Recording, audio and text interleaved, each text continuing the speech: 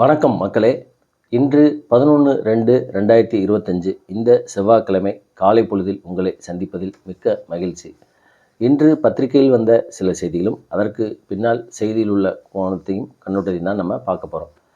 அதாவது முதல் செய்தியாக பார்த்தீங்கன்னா 86,000 பேருக்கு அடுத்த 6 மாதத்துக்குள் பட்டா வழங்கப்படும் அப்படிங்கிற செய்தியை எல்லா பத்திரிகைகளுமே பார்க்க முடியுது.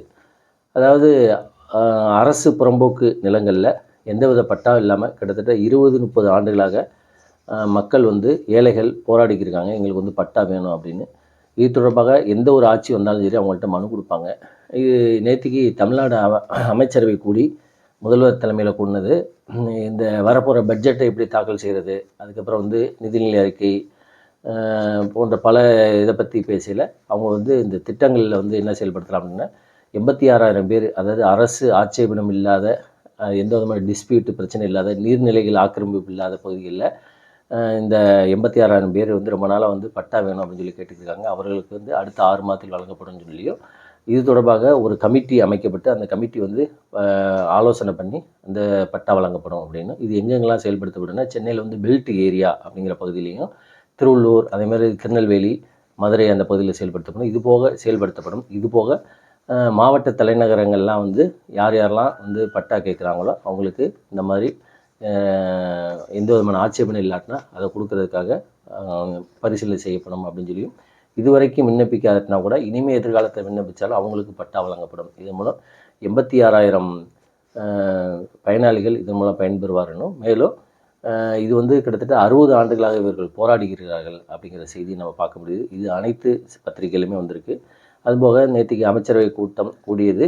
அதில் நிதிநிலை அறிக்கை, திட்டங்களுக்கு ஒப்புதல் போன்ற பல திட்டங்கள் பற்றி நேற்று அமைச்சரவை கூட்டத்தில் பேசப்பட்டது அப்படிங்கிற செய்தியை இன்றைக்கி எல்லா பத்திரிகையிலுமே நம்ம பார்க்க முடியுது. அடுத்து 2வது செய்தி பார்த்திங்கன்னா, ஆளுநர் தமிழ்நாடு அரசு மோதல், RN ரவிக்கு மற்றும் தமிழ்நாடு அரசுக்கு மோதல். இவர் தமிழ்நாடு அரசு சட்டசபையில் நிறைவேற்றிய சட்டங்களை ஆளுநர் காலம் தாழ்த்துறாரு. கிட்டத்தட்ட 3 வருஷமாக 4 வருஷமாக பெண்டிங்கில் வச்சுட்டு அவர் கடைசி நேரத்தில் குடியரசுத் தலைவருக்கு அனுப்புகிறாங்க. கிட்டத்தட்ட 20க்கும் மேற்பட்ட மசோதாக்கள் நிலுவையில் உள்ளதாகவும், இது தொடர்பாக தமிழ்நாடு அரசு உச்சநீதிமன்றத்தில் மனு செஞ்சுருந்தாங்க. இந்த மனு கடந்த 2 வாரங்களாக மாற்றி விசாரணை வருது.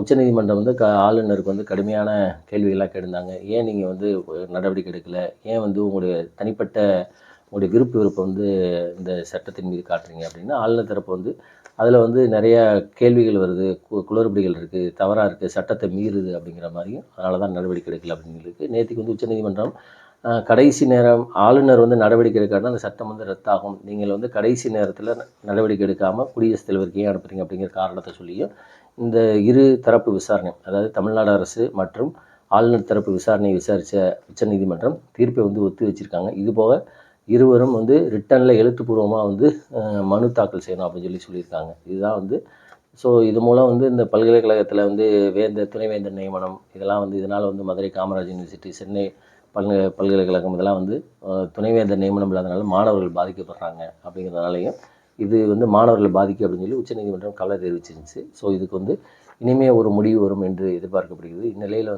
இதற்கான தீர்ப்பை உச்சநீதிமன்றம் ஒத்தி வச்சிருக்கு. என்னங்கிறத பார்ப்போம். இதுதான் 2வது செய்தியாக பத்திரிகைகள் எல்லாத்துலேயுமே வந்திருக்கு. அதேமாதிரி பிரதமர் மோடி அவர்கள் ஃப்ரான்ஸுக்கு போகிறாரு. அதாவது ஃப்ரான்ஸ் தலைநகர் பாரிஸில் AI ஆர்டிஃபிஷியல் இன்டெலிஜென்ஸ் உச்சி மாநாடு, அதாவது செயற்கை நுண்ணறிவு உச்சி மாநாடு நடக்குது. இதில் 100க்கும் மேற்பட்ட நாட்டுகளிலிருந்து பல தலைவர்கள், அந்த நாட்டோட அதிபர்கள், அதே மாதிரி இந்த பல நிறுவனங்களில் முன்னணி CEOக்கள்லாம் கலந்துக்கிறாங்க. மைக்ரோசாஃப்ட்டு, இது ChatGPT போன்ற பல நிறுவனங்கள் தெரிஞ்சவங்கலாம் இதில் கலந்துக்கிறாங்க. இதில் மோடி அவர்களும் கலந்துக்கிறாங்க. சீனாவை சேர்ந்த அந்த துணை அதிபர், அமெரிக்காவோட துணை அதிபர்லாம் கலந்துக்கிறாங்க. இவங்களெல்லாம் நமது மோடி அவர்கள் பேச்சுவார்த்தை நடத்த போகிறார் அப்படிங்கிற மாதிரியும், பிரான்ஸ் அதிபர் மேக்கான் அவர் அழைப்பின் பேரில் முதல்வர் பேர் நம்மளோட பிரதமர் போயிருக்காங்க. அதே மாதிரி பிரதமர் இங்கே ஃப்ரான்ஸ் போயிட்டு 13ஆம் தேதி அமெரிக்கா சென்று டொனால்ட் ட்ரம்ப், அதாவது அமெரிக்க அதிபர் சந்தித்து பேசுகிறார் அப்படிங்கிற செய்தியை நம்ம பத்திரிகையில் பார்க்க முடியுது. ஆர்டிஃபிஷியல் இன்டெலிஜென்ஸ் தொடர்பான செய்திகள் நிறைய பத்திரிகையில் வருது. இப்போ இது ரொம்ப முக்கியமான காலத்தின் தேவை. ஏன்னா ChatGPTக்கும் டீப்சீக், அதாவது அமெரிக்கா சீனாக்கு இடையே இந்த ஆர்டிஃபிஷியல் இன்டெலிஜென்ஸில் மறைமுகமாக ஒரு சண்டை நடந்துருக்கு. அதாவது போர், மறைமுக போர். ஏன்னா டீப்சீக் அமெரிக்காவில் தடை செய்கிற வரைக்கும் போயிருக்குன்னு வச்சுக்கோங்களேன். ஸோ அந்த மாதிரி இதை பற்றியான இந்த மாநாடு வந்து இதில் வந்து முக்கியத்துவம் பெறுகிறது அப்படிங்கிற செய்தியை நாம் வந்து பத்திரிகையில் பார்க்க முடிகிறது. அதுக்கப்புறம் வந்து திருப்பதி கோயிலில் அந்த லட்டு விவகாரத்தில் கலப்படம், அந்த மாமிசத்தோட கொழுப்பு கலந்த விவகாரம், இது எல்லா பத்திரிகையிலுமே வந்து கடந்த ஒரு 3 மாதங்களுக்கு முன்னாடி நம்ம பார்த்தோம். மாநில முதல்வர் சந்திரபாபு நாயுடு வந்து ஒரு குற்றம் சொல்லியிருந்தார், திருப்பதி லட்டில் வந்து இந்த மாதிரி வந்து கலப்படம் கலந்துருக்கு அப்படி இந்த நெய்யில் அப்படின்னு. இதுக்கு வந்து ஜெகன்மோகன் ரெட்டி அவருடைய ஆட்சியில் தான் இது நடந்துச்சு அப்படிங்கிற மாதிரி. இது தொடர்பாக வந்து சிபிஐ விசாரணை நடந்துச்சு. உச்சநீதிமன்றம் அந்த மாநில அரசு, ஆந்திராவோட மாநில அரசு சேர்ந்து விசாரணை நடத்திக்கிருக்காங்க. இதுக்காக உத்தரகாண்ட் போன்ற மாநிலங்கள், அதேமாதிரி தமிழ்நாட்டில் திண்டுக்கல்லில் ஏஆர் ஃபுட் இண்டஸ்ட்ரீஸ் அவங்க எல்லாத்தையுமே வந்து விசாரணை பண்ணாங்க. இது தொடர்பாக 4 பேர்த்த கைது பண்ணி நேற்றுக்கு சிறையில் அடைச்சிருக்காங்க. அந்த திருப்பதி கிழக்கு காவல் நிலையத்தில் இது தொடர்பாக வழக்கு போய்க்கிருக்கு. ஸோ இந்த செய்தியும் நம்ம வந்து பார்க்க முடிகிறது. அதுக்கப்புறம் வந்து பார்த்திங்கன்னா, அரசு ஊழியர்கள் ஜாக்டோ ஜியோ அந்த 10 அம்ச கோரிக்கை, அதாவது 2003க்கு முன்னால் இருந்த பழைய ஓய்வு திட்டத்தை நடைமுறைப்படுத்தணும், சரண் விடுப்பு போன்ற பல விருப்புகளை பற்றி பல கோரிக்கைகளை வைத்து அரசு ஊழியர்கள் ஜாக்டோ ஜி அமைப்பு வந்து நேற்றுக்கு தர்ணா போராட்டத்தில் ஈடுபட்டார்கள். இதுக்கு வந்து அரசு ஊழியர்கள் பல சங்கங்கள் வந்து இதுக்கு ஆதரவு தெரிவிச்சிருந்தாங்க. இதை தொடர்ந்து அவங்க வந்து அடுத்தடுத்து பிப்ரவரி 25 வந்து அடுத்து வந்து ஒரு மறியல் போராட்டம், அதுக்கடுத்து வந்து மார்ச் மாதம் வந்து ஸ்ட்ரைக், அதாவது இன்டெஃபினட் ஸ்ட்ரைக் அப்படிங்கிற மாதிரி காலவரையற்ற போராட்டம், இந்த மாதிரி பல திட்டங்களை வந்து அவங்க வந்து செயல்படுத்தி நடத்திக்கிருக்காங்க. அவங்களுடைய திமுக வந்து ஆட்சி அமைக்கல 2021 நாங்கள் ஆட்சிக்கு வந்தால் பழைய ஓய்வு திட்டத்தை அமல்படுத்துவோம் அப்படின்னு சொல்லி சொன்னாங்க. ஆனால் இப்போ இந்த நேரத்தில் இந்த குழு அமைச்சதெல்லாம் வந்து ஏமாற்று வேலை அப்படின்னு சொல்லி அந்த அரசு ஊழியர்கள் போராடிக்கிருக்காங்க. ஸோ அந்த செய்தியுமே வந்து எல்லா பத்திரிகையிலுமே நம்ம பார்க்க முடிகிறது. அதுக்கப்புறம் வந்து அரசியலில் முக்கியமான ஒரு இதாக இந்த தாவேகா விஜய் அவர்கள் வந்து கட்சி துவங்கியிருக்காரு.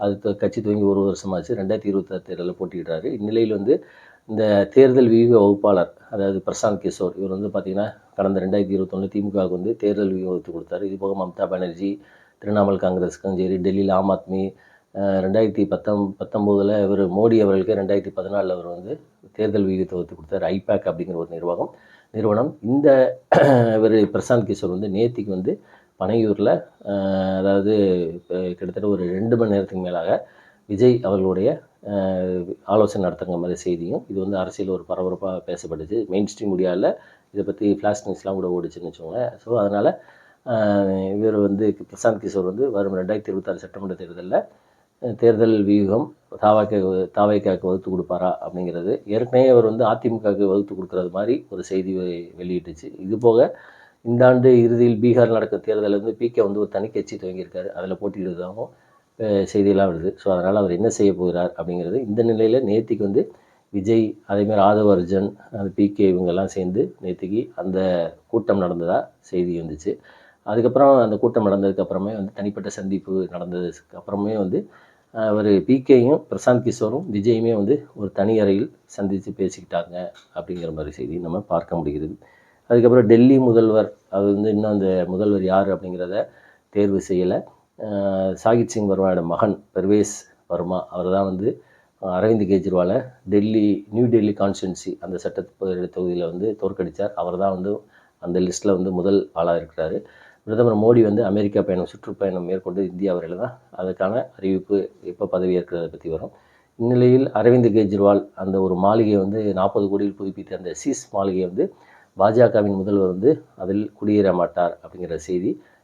ஊழலுக்கு இது, ஏன்னா டெல்லியில் வந்து 40% மக்கள் குடிசையில் தான் வாழ்கிறார்கள். அந்த மாதிரி ஒரு சமயத்தில் முதல்வர் வந்து இவ்வளோ ஆடம்பரமான பங்களாவில் வசிக்க மாட்டார் அப்படிங்கிற செய்தியும் வந்து பத்திரிகைகளில் பார்க்க முடியுது. அதுக்கப்புறம் வந்து இந்த உச்சநீதிமன்றத்தில் நேற்றுக்கு ஒரு மனு வந்திருக்கு. அதாவது வெறிநாய் கடியில் பாதிக்கப்பட்டவர்களுக்கு வந்து கருணை கொலை செய்கிறதுக்கு அனுமதிக்கணும் அப்படின்னு ஒரு செய்தி. அதாவது 2018 வந்து உச்சநீதிமன்றம் ஒரு தீர்ப்பு கொடுத்துருக்காங்க. அதை என்ன சொல்லியிருக்காங்க அப்படின்னா, இந்த மாதிரி நாட்பட்ட நோயால் அவதிப்படுறவர்களுக்கு வந்து கண்ணியத்துடன் இறப்பதற்கு அடிப்படை உரிமை அப்படின்னு, அதாவது இதை வந்து பேசிவ் யூத்தனேசியா என்ற மாதிரி கருணை கொலைக்கு வந்து இந்தியாவில் அனுமதிக்கலாம் அப்படிங்கிற மாதிரி வந்து 2018 உச்சநீதிமன்றம் வந்து ஒரு தீர்ப்பு கொடுத்தாங்க. இதை தொடர்ந்து தான் வந்து கர்நாடகாவோட அமைச்சர் குண்டாராவ் வந்து சமீபத்தில் ஒரு பேட்டியில் வந்து கர்நாடகாவில் இரவில் கருணை கொலை அனுமதிக்கப்படும் அப்படிங்கிற ஒரு செய்தியும் பார்த்தோம். இந்நிலையில் நேற்றுக்கு வந்து உச்சநீதிமன்றத்தில் ஒரு வழக்கு தாக்கல் செஞ்சுருக்காங்க. வெறிநாய்க்கடியில் அவதிப்படுறவங்க வந்து ரொம்ப கஷ்டப்படுறாங்க, அதாவது அவங்கள வந்து பிழைக்க வைக்க முடியாது, அதனால் அவர்களை வந்து கருணை கொலை செய்கிறதுக்கு உச்சநீதிமன்றம் அனுமதிக்கணும் அப்படின்னு சொல்லி ஒரு மனு நேற்றுக்கு தாக்கல் செய்யப்பட்டிருக்கு. அந்த மனுவை வந்து உச்சநீதிமன்றம் ஏற்றுக்கொண்டிருக்கு. இது 2 வாரத்தில் விசாரணைக்கு வருது போன்ற. இது வந்து ஆண்டு முழுவதும் உலகம் முழுவதும் ஒவ்வொரு ஆண்டும் வந்து கிட்டத்தட்ட 65க்கும் மேற்பட்ட இந்த ரேபீஸ் வெறிநாய்க்கடியால், வெறிநாய்க்கடி மட்டும் கிடையாது, பூனை, குரங்கு போன்ற விலங்குகளிலிருந்து மனிதனுக்கு பரவுகிறது அப்படிங்கிற செய்தியும், தமிழ்நாட்டில் தொடர்ந்து இந்த வெறிநாய்க்கடியில் இறப்பவர்கள் எண்ணிக்கை அதிகமாகிட்டே இருக்கும். இது ஒரு 3 நாட்கள் முன்னாடி கிருஷ்ணகிரி பக்கத்தில் ஒரு பள்ளி செல்லும் மாணவன் கூட வெறிநாய்க்கடிக்கு 7 வயதுன்னு நினைக்கிறேன், அந்த பையன் இறந்ததா செய்தியை நம்ம பார்க்க முடியுது. அந்த மாதிரி பல செய்திகள் இன்றைய நாளேட்டில் வந்துள்ளன. மீண்டும் நாம் அடுத்த வீடியோவில் சந்திப்போம். நன்றி, வணக்கம்.